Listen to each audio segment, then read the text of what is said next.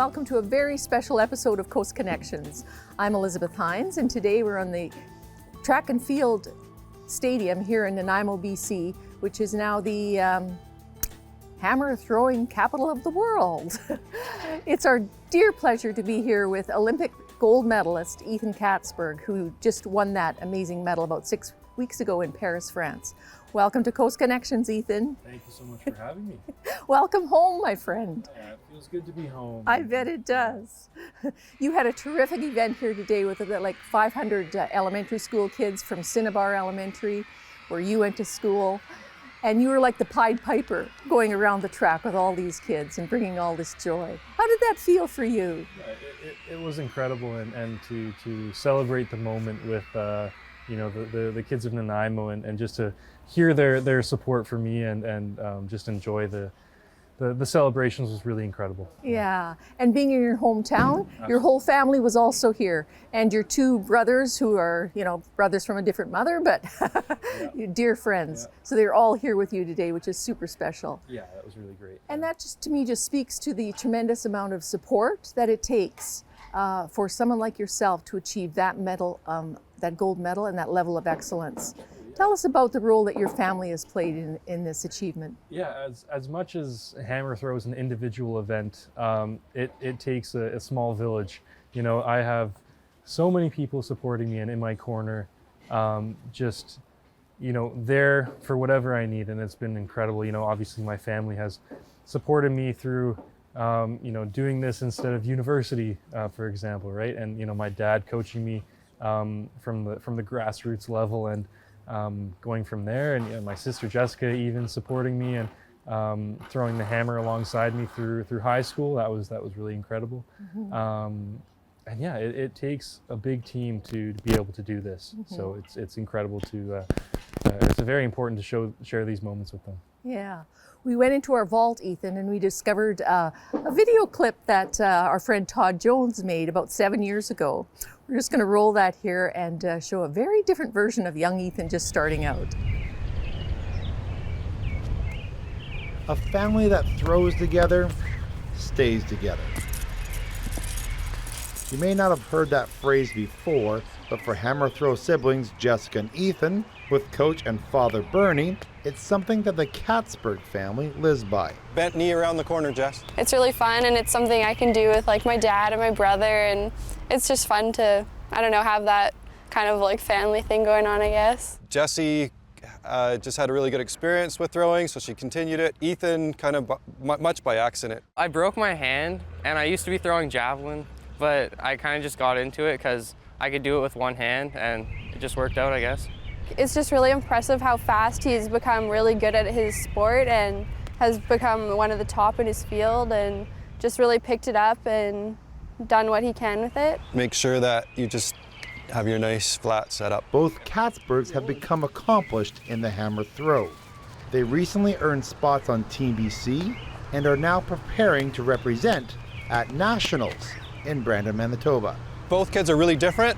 Jessica just rises to the occasion. She loves to compete on a stage like that, and all of her best throws have come at a higher level meet, higher competition. I'm just hoping to have a fun time and just, kind of take it all in and do as well as I can for BC. Ethan, we'll see. He hasn't been at the national level before, but he likes to just kind of play it down and happy thoughts and fairy dust and just see what happens.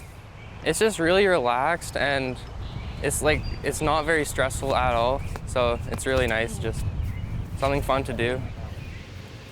Jessica and Ethan, like most siblings, can be competitive. Competing in the same sport amps up that rivalry to another gear. It's fun because it's always a competition. Like, me and my brother are so competitive. Oh, absolutely. They're throwing a different weight, so Ethan throws a kilogram heavier, but that kind of makes it so they're throwing about the same distance. So even in practice, one person will hit 52 meters, the other one has to hit 52 and a half. We're both really close, throwing the same distance. So just if one of us throws better than the other one, it's always just like, there's always that pride. Whether it's basketball or track or any sport we do, it's always just a big competition, so it keeps it, I don't know, interesting, I guess. I don't know, it makes us throw further, honestly. It makes it competitive. Like, we're always trying to better each other, like, make ourselves, like, be at that top, you know? It's definitely a lot of fun. It's always that back and forth, kind of trying to one up the other one. Like, obviously we still want each other to do good, and it's just a way of, like, kind of like pushing each other. It's just one. Well, no dinner for you. It's just kind of keeps it fun, and it's just fun to have that competition, because with other people it might be kind of awkward, but then it's your own sibling, so you can kind of have that rivalry and just still cheer for each other and want them to do their best as well. At the end of the day, they really want each other to do really well, for sure. In Nanaimo, for Shaw TV, I'm Todd Jones. Bent my wire. Killed it. All right. Well, When you look back on that now, Ethan, how do you feel? Do you even feel like you're the same person? Is that relatable? Well, I know a few more things about hammer now than I did then. I'll say that. And you know, back then I didn't know where it could take me, I think, and I was doing it because I enjoyed it. I mean, obviously, I'm still doing it because I enjoy it, but now I really see what's possible. You know, following my dreams and taking it as far as I can. And yeah, it's obviously it's nice to look back and see where I came from, and you know, with my family supporting me and there from the start, it was really nice to share that moment with them, and now be an Olympic champion coming from that. And we're back at the same stadium where that was filmed. Yeah. Now, does your sister Jessica still throw the hammer? No, she hung up the shoes at the end of high school, but she. You know, she was a great supporter, and we pushed each other pretty hard. We're a competitive family, so you know, kind of like feeding off each other's success, and you know, always trying to outdo each other. I definitely helped in my training. Wonderful. And speaking of training, you have been around the world, young man, in tremendous amount of countries competing and training. Did you have a passport before you started this career? I did. There was not as many stamps as it in it than there is now. You know, I think I need an extension on my passport for more stamps. You know, I'm running out of room there. Yeah. But it's amazing where athletics can bring you. And you know, I've always wanted to travel as a kid. And you know, doing the hammer throw, doing what I love, and being able to travel and see the world and see cultures and meet people, and you know, just experience the whole world is really incredible, and it's taken me so many amazing places. Wonderful. Can we just talk about that magnificent piece of hardware around your neck for a minute there, Ethan? Yeah. Gold medalist. We've got the Parthenon in Greece. We've got the Eiffel Tower on the other side, and an angel of some kind. I think it's like Olympia. Olympia. If I'm not mistaken, I could be totally Yeah. wrong, and I'm just lying to you right now. But it's significant. It's on most Olympic medals. On the back, there's the lady there. And the front of it again? Yeah, the front. So the piece of the Eiffel Tower stamped with the Paris 2024 logo, the original Eiffel Tower. So it's a piece of Paris that I was able to bring back to Nanaimo. Now, was that the first time you were ever in Paris? Second time. Okay. I didn't get to see a lot of Paris the first time. I wasn't there long, so this was my first kind of. I mean, it felt like it was hardly Paris because the Olympics were going on. I was in the village. It was the Olympics, right? But you know, afterwards I was able to see the Eiffel Tower and the arch. What's the arch to? The Triumph. Yeah. Oh, you walked under that with your medal? I drove around it, so if that counts. But that was really special to see those things. Well, you know what was also really special, Ethan, was when we were watching at home and they announced, you know, Ethan Katzberg from Nanaimo, BC, and we're going, oh my God, the world, they have all heard Nanaimo, BC. And then one and done, and you had that gold medal in the bag. You didn't know it at the moment, but the way that you came out, I tell you, the joy that went through everybody when that was announced, you just gave us a huge jolt of joy, and we're just so proud of you. And not just about your athletic achievement, but the way that you conducted yourself there as well. Like, you represented Canada in such a wonderful way. Your personality, your great big smile, your hair wins a gold medal on its own. Awesome. Yeah, so it was, what you gave us was such a gift, and it's a gift that keeps on giving. I really appreciate that. Yeah, and I mean, to represent Nanaimo and Canada, of course, but especially Nanaimo, because we're a small city, and there's definitely a sense of community around sports, and to be able to show that on the world stage was really, really special. There's a move afoot, a very friendly move afoot in Nanaimo right now. You see these bumper stickers saying, "Keep Nanaimo weird." Yeah. And it's endearing. It's something we want to embrace, because we are kind of a different place, and we love that. Yeah. One of the examples that I have is on the waterfront. We've got a huge pirate statue of a former mayor, Frank Ney. But his back is to the water. His back is to the sea, and no self-respecting pirate would ever have his back to the sea. Is there something about Nanaimo that you think is kind of weird and wonderful? I mean, having a pirate for a mayor is pretty special. That in weird. itself, yeah. But I would even say the hammer throw. It's catching some ground here in Nanaimo, and if I can represent the hammer throw a little bit and get some kids out throwing hammers, safely. That's my little keeping it weird for Nanaimo there. Awesome. Yeah. We'll embrace that spirit, absolutely. And that was certainly evident today with all the kids. They were just adoring you. Yeah. There was a lot of records set in Paris in just the past Olympics here. And of course, 27 medals for Canada, which is a record. And gender parity was reached, which was remarkable. And it was also a record for the number of marriage proposals. There were 7 marriage proposals. Yeah. And I just want to ask you, do you know any of those women who proposed to you?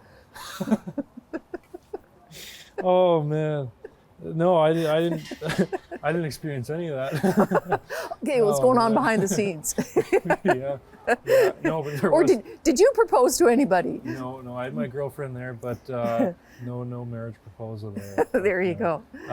Yeah, but there was. I mean, it's the city of love. The city of love, yeah, so absolutely. I mean, having the Olympics there was really special. Mm-hmm.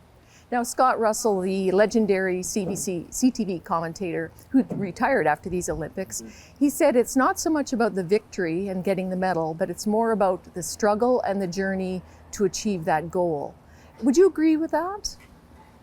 Absolutely. And Scott Russell, he's done an amazing job, and he really understands the sport and what it takes. We just had a little gust losing come plants. A hammer came in. Yeah. But he understands what it takes, and I think we get that 1 hour window to show the world what we've been training to do for 4, 6, 8, 10 years. Yeah. It's such a build up to these Olympics. It takes time. It takes dedication and so much effort that sometimes people don't see, which is okay, right? We're just at the Olympics, and we get to show that. But his understanding of how much it takes and the effort that the athletes put in is really incredible. So it's good to hear that from him. Yeah. Yes. Now, it's an incredible achievement what you've done. It's an epic achievement which few people will ever do. And sometimes when you reach a goal that this big and this lofty, it can be very overwhelming. It can be very almost scary, and it can sort of affect your mental health. How are you nurturing your mental health in this absolute chaos that's taken place around the world since you won this gold? Yeah, how are you looking after yourself? It's definitely important, and oh man, I for the 2 days after the competition there, I was running around doing as many things as I could, and going to the Canadian Olympic House, and doing media there and everything, and that carried on for about 3 weeks. And then I realized, I was like, you know what, I need to turn the phone off, do nothing for a little bit, and just take a minute to soak everything in, right? And just take a minute for myself. And I was able to do that, and that's really important, right? Just forget about the hammer a little bit, not too much, but a little bit, and just, focus on what you need to do for yourself. And I really just took time to relax and kind of recuperate my energy at home. And then, coming to Nanaimo was really great, and being able to celebrate that with everybody and enjoy that moment with everybody. But definitely just kind of doing a few things on my own was important to get my mental health right, for sure. Good for you.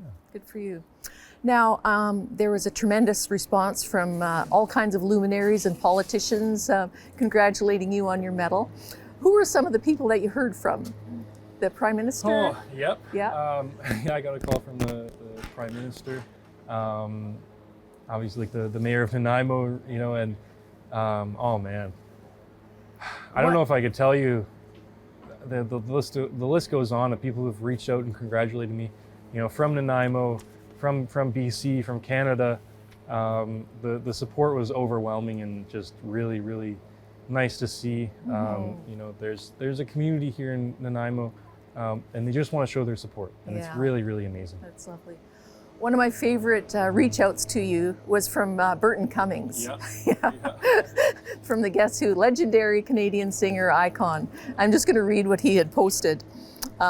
He said, someone posted, "I'd like to congratulate Burton Cummings on his gold medal win in the hammer throw. Guy can sing, throw hammers, what else can he do? Because you look a lot like Burton Cummings." And Burton himself replied, and he said, "Can honestly say it was like I wasn't even there. Don't ever recall breaking a sweat." I'm glad he's a good sport with it too, but very good yeah, sport. like he, there's a lot of connections there to him, and I've heard that a lot. Yeah. And seeing that reply to that was, it was really special, and I mean that's the sense of community that I'm talking about, right? Yes. It's just everybody wants to, camaraderie around the Olympics, and Burton Cummings. It was really cool to hear from him, and I got to somehow meet him and get a photo with him. I think you got to meet him and show him how to Yeah. wield this hammer. Now, I could try to sing and he could try to throw a hammer. How about that? I've got a sort of hammer here. Yeah. It's a 16-pounder. Yeah. Not the one you threw, but this is the men's one. It's got a tremendous amount of weight. Why the hammer? Did you have a bad day in shop class in grade 8 and throw one, or how did you get into this? Yeah, it was. I was pass that to sure. you. I'll take that from you. Okay, thank you. I'll just hang on to this. I was always in track and field, and I did every event. I was a race walker. I did running events. I was throwing things, jumping, whatever. And my sister was doing the hammer throw, and I think I was doing like javelin and high jump at the time. Yeah. Those were like my I was kind of honing in on what I liked. I was doing javelin and high jump. But I broke my hand, so I couldn't throw the javelin. I was like, okay, well, I still want to hang out at the track. So I'd go to my sister's hammer throw practices with my sister, my dad, and I. We would go. And then I just kind of started I was like, oh, this is kind of cool, right? Yeah. I didn't know too much about it, but I started going more and more with them, and eventually my hand got better, and I picked up the hammer and kind of just really, really fell in love with it and took it from there. Nice. And just kind of kept that train rolling, yeah. And the train rolled right back here to the stadium here in Nanaimo, where today was unveiled the Katzberg cage, the brand new 10-meter high, beautiful hammer cage that they've installed with your name on it. That's awesome. Absolutely, and it's really special to get that recognition, because it is where it started, and the hours were put in here first. Yeah. So to have a little memento there is really special. Yeah, and for all the kids that are going to follow and that you've inspired with this. We have to talk about your coach. Your father obviously was your earlier coach, but Dylan Armstrong. First of all, the name. Of course, a name like Armstrong, you're going to be a massive hammer throw coach. Yeah. But he's been a very important part of shaping your success here and bringing you to this place in your life. What's your relationship like? What has Dylan, talk to us about Dylan. Absolutely, yeah, and he was a a very great athlete on his own, you know, Yes. a bronze in Beijing in the shot put. They called him the Shrek of shot put. Is that right? Yeah. Wow, that's the first time hearing that. So that's okay. But you know, he has an incredible book of knowledge about hammer throw and training programs, and yeah, our relationship. You know, I spend a lot of time with the guy, and we we talk about hammer all the time. It's constant conversations about how we can change the technique and the style and where, you know, where we should put the ball in this part of the throw and where the feet should be in this. We're obsessed with the hammer throw, and we really bounce off each other about trying to improve the sport and my distances and my training and everything. But he has been a huge catalyst in my training. It's been really great, and obviously it worked out in hammer. He you know, guided me to the Olympic champion. Yeah, wonderful. What a incredible gift that was to meet him as a coach. Yeah. Now, safety considerations and risks. Hammer throwing can be quite risky. There was 4 people that died in 2000 in Europe from hammer throw incidents. Have you ever been nailed by your own hammer? I almost hit my sister one time. Was that deliberately? Or? Well, yeah, I'll say it wasn't on air here. It like broke through the cage and it like fell like right at her feet. Yeah. But yeah, there are some dangers. But the safety has come a long way in that time, right? They used to use just chain link fence, and it was like maybe 7 feet high, so it could go anywhere, right? Yeah. But now the cages are proper, and they're built to take a hammer hit. Yeah. So there's much more safety now. But yeah, it was definitely a concern at the start of the event, and thankfully it's the safety is getting much better. The very first hammer throw was actually 2000 BC, and it was a Celtic warrior who took the chariot wheel off the chariot with the axle and used the axle to throw the wheel. That was the original hammer throw. It's very fitting. Yeah. It's been refined over the years. Yeah, it sure has. Yeah, I'm not throwing chariot wheels, but no, that's really cool. I didn't actually know that, so that's a There you great go. fun fact. Stick around. Yeah. Now, LA 28, you're obviously going to make your way there through your training and Absolutely. things. What would you do differently than you have for this Olympics, now that you've had one Olympics behind you and had a valuable experience? I had a very good training camp prior to my Olympics, so I would look for something similar to that for LA. Oh man, there's a lot of craze and noise around the Olympics, so for the athletes it's hard to ignore that. Yeah. Because you're competing, right? You don't want to get trapped in, let's go watch, let's stay out in the sun for 12 hours today, a few days before my competition because I want to watch volleyball or something. You can really get caught up in the Olympics, right? So it's so important to keep your cool, keep focused on what you're doing. And there's definitely things that I would do a little differently just to kind of keep my training camp kind of moving all the way up till my competition. So maybe I'll have to keep my focus a little harder for LA. But obviously Paris was incredible, and yeah. At just 22 years of age too, that's phenomenal. Yeah. The Olympic Village, were you able to enjoy life there, or were you sort of more geared up to compete? Were you able to experience that whole thing with other athletes? Yeah, before the games, I kept it pretty quiet. I saw a couple other hammer throw buddies and stuff, just had meals with them and stuff. Yeah. But after the games, then you can kind of celebrate and experience the whole village, because it's a huge place, and you can take there's shuttles to get you around everywhere because it's so big. But there's you could get tattoos done and hair salons and stuff. I don't know. But did you get a tattoo? I did not get a tattoo. Okay. The tattoo has not come in yet. Yeah, there's just there's a lot happening, and you could really celebrate after competitions. Yeah. Cool. Now, Ethan, you also had the ultimate honor of being Canada's flag bearer, along with swimmer and multi-gold medalist Summer McIntosh. What an honor. How did you find out? How was that news brought to you? Yeah, so I left Paris, and they called me maybe like, I was out of Paris for maybe like 3 days, and I got a phone call, and they were like, hey, we want you to come back to Paris and like be the flag bearer for closing ceremonies. I was in Slovakia, so I wasn't too far away, but I was like, okay, I'll be there. I think the same day they booked my flight, and I was on a plane the next day back to Paris. But it was a really special moment, and I'll say that my competition happened, and then the few days after were so crazy because there's so much going on, right? You have to just like, there's like media and whatever, right? Yeah. There's just stuff going on. So it was so busy that I didn't really have like time to like close out my Olympic Games. So I just had to leave, right? But I came back and I did the closing ceremonies, and it was an incredible moment, and it felt like, I know it's the closing ceremonies, it's cliche, but it felt like it was a closure for me for my first Olympics. And I really kind of enjoyed the moment and took in all of my accomplishment. Good for you. And Canada's accomplishment, because it was an amazing Olympics for Canada. Yeah. So it was a really special moment for me personally, I would say, Yeah. just to kind of take a breath and say, okay, I did it. And I was in Paris and fireworks were going off, and it was really special. That's phenomenal. Yeah.